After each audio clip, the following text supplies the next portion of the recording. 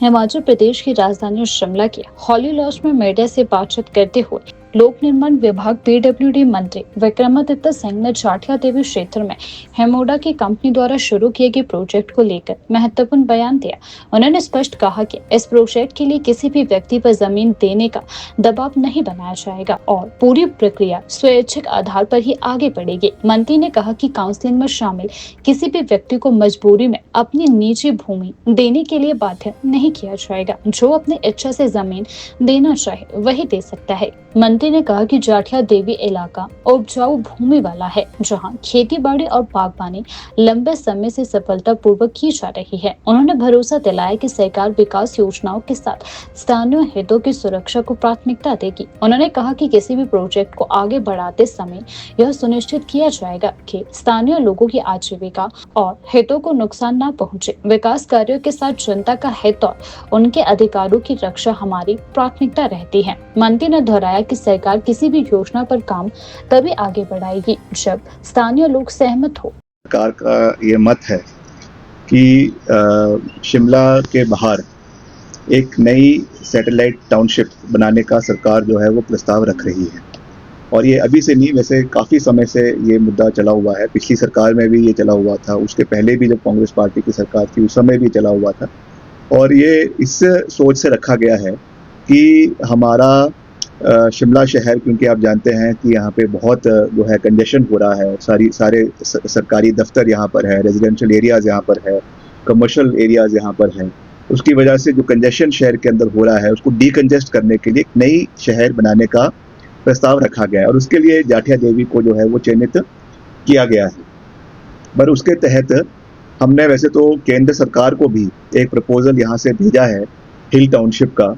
अभी तक उसकी हमें स्वीकृति प्राप्त नहीं हो पाई है, मगर हम तब भी ये प्रयास कर रहे हैं कि लैंड पूलिंग के माध्यम से हिमुडा जो इसका डेवलपमेंट एजेंसी है उसके माध्यम से यहाँ पे जो है ये डेवलपमेंट हो। इसमें कुछ एरिया इतना है जो हिमुडा के पास ऑलरेडी कितना है 282 बीघा जो है वो ऑलरेडी हिमुडा अक्वायर कर चुकी है। इसके अतिरिक्त और ज़मीन को अक्वायर करने का प्रस्ताव है।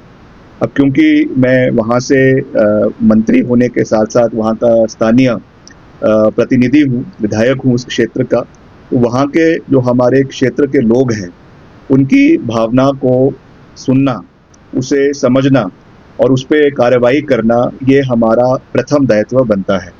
आज वहाँ के सभी साथी हमसे मिले हैं और उन सब का ये उसमें जो है उन्होंने अपनी बात रखी है। हालांकि अभी एक जनरल हाउस वहाँ पे किया जाएगा और मैं भी उसमें शामिल हूँगा। और उन्होंने ये बात रखी है कि जो ऑलरेडी एक्वायर्ड ज़मीन है पहले उसी पे ही ये जो है सारी कार्रवाई होनी चाहिए। जो इनका एग्रीकल्चरल लैंड है या इनका रेजिडेंशियल एरियाज़ है या इनके मकान है या उसमें जो शामलात ज़मीन है उसमें कोई भी इस तरीके की कार्रवाई नहीं होनी चाहिए। तो मैं इनको ये पूरा विश्वास दिलाना चाहता हूँ कि इस विषय को मैं पूरी गहराई से उठाऊँगा, पूरी मजबूती से उठाऊँगा और जितना इसका अधिकारित क्षेत्र हिमुडा के पास ऑलरेडी है उससे बाहर क्षेत्र के लोगों की रजामंदी के बगैर इस पे 1 इंच की कार्रवाई नहीं होगी। ये मैं इनको पूरा विश्वास दिलाना चाहता हूँ, क्योंकि हम चाहते हैं कि डेवलपमेंट हो, मगर हमारा ये भी मत है, बिल्कुल साफ मत है कि क्षेत्र के लोगों की आवाज़ को मद्देनजर रखते हुए ही सारे कार्रवाई, अगर वो नहीं चाहते तो उसके ऊपर हम कोई भी कार्रवाई सरकार की ओर से नहीं होगी। ये पूरा विश्वास मैं क्षेत्र के लोगों को हम दिलाना चाहते हैं। हम चाहते हैं डेवलपमेंट हो, क्षेत्र आगे बढ़े, वहाँ पे जो नया मॉडल टाउनशिप का आ रहा है वो भी बने, मगर not at the cost of the interest of the local people.